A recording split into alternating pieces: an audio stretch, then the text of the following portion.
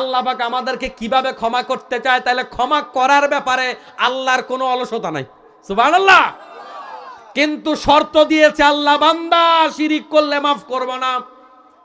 অথচ বাংলাদেশের মুসলমানেরা ইবাদতের ক্ষেত্রে দেখায়া ইবাদত করাটাকে ফ্যাশন মনে করেছে। দান তো দেখায়া না করলে হয় না। এজন্য বাংলাদেশে কোনো মাহফিলে আমি কালেকশন করতে পারি না, কারণ কালেকশন করতে গেলে যেই বাজে ফার্ম দেয়া লাগে ওই ফার্ম আমি পারি না। বুঝেন কিছু? এজন্য আমি কালেকশনের বক্তা না। আমার কোনো কমিটি যদি বলে হুজুর কুদুর কালেকশন করেন, আমি বলি আমি পারি না। আর আমি চাইলেও মানুষে দেয় না।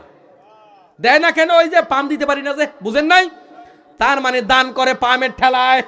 যেই বেটা পামের ঠেলায় দান করলো, ওইটা দান নয়। আপনার দান আপনাকে জান্নাতে নেবে না, আপনার দান আপনাকে শিরিককারী হিসাবে জাহান্নামে ঢুকাবে। আপনি নামাজ পড়েন, দৈনিক 4 রাকাত নামাজ পড়েন 5 মিনিট লাগাইয়া, কিন্তু কোনো একটা বসের সামনে গেলেন, যাওয়ার পর ওই দিন নামাজ পড়লেন 10 মিনিট লাগাইয়া। মনে মনে চিন্তা হইলো আমার নামাজটা কত সুন্দর, ওইটা আমি আমার বসকে দেখাইতেছি। এরকম চিন্তা নিয়ে কেউ যদি নামাজের মধ্যে সিজদা লম্বা করে দেয়, ওই লম্বা সিজদা তাকে আল্লাহর কাছাকাছি পৌঁছাবে না, বরং আল্লাহ থেকে দূরে সরিয়ে দেবে। ওই সিজদা তারে জাহান্নামে ঢুকাবে। তাহলে নামাজ পড়লে শিরিক হয় যদি মানুষকে দেখাবার উদ্দেশ্য হয়। নির্বাচনী নামাজি আছে না নাই? সারা জীবন নামাজ পড়ে না, কিন্তু নির্বাচনের সময় নামাজ পড়ে।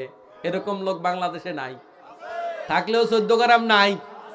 নির্বাচনের আগে হুজুরের 12টা বাজায়, মোল্লার 12টা বাজায়, বক্তৃতায় সকালে দুপুরে বিকালে খালি মোল্লার বিরুদ্ধে বক্তৃতা, আর নির্বাচন আইলে মোল্লা সাজে। আসেনি? 14 গ্রামও আছে, অল্প কুদ্দুর কম কম, বহু আছে, বহু আছে, ঠিক কিনা বলেন? আবার নির্বাচন শেষ, নামাজও শেষ। এই নামাজ আপনাকে আল্লাহ তাআলার নিকটবর্তী পৌঁছাবে না। এই নামাজ আপনাকে মুশরিক বানাবে, আপনি শিরিক করেছেন।